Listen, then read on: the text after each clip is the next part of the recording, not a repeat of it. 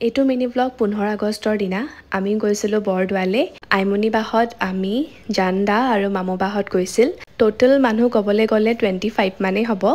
প্ৰথমতে আমি গ'লো কীৰ্তন ঘৰ তাতে গৈ সেৱা কৰিলোঁ তাৰ পাছত প্ৰসাদ লৈ আমি এপাক ঘূৰিলোঁ মানে বৰদোৱালে গ'লে কিন্তু সঁচাই মনটো বহুত বেছি ভাল লাগে আমি ঘৰৰ পৰা ওলাই যাওঁতে বহুত দেৰি হ'ল কাৰণ 15 আগষ্টৰ দিনাখন ইমানেই বেছি বৰষুণ ৰাতিপুৱা ভাবিছিলোঁ কেনচেলেই হ'ব নেকি প্ল্যানটো কিন্তু নাই নহ'ল যেনিবা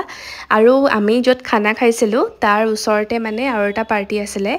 তেওঁলোকে ইমান ধুনীয়াকৈ নাম গাই আছে এয়া চাওকচোন যি নাচি আছে আইমণি বাই ইয়ালে আহি একেলগে এসাঁজ খোৱাৰ কিন্তু মজাই বেলেগ বাৰু আইটেমবোৰ বনাইছে ধুনীয়াকৈ আমাৰ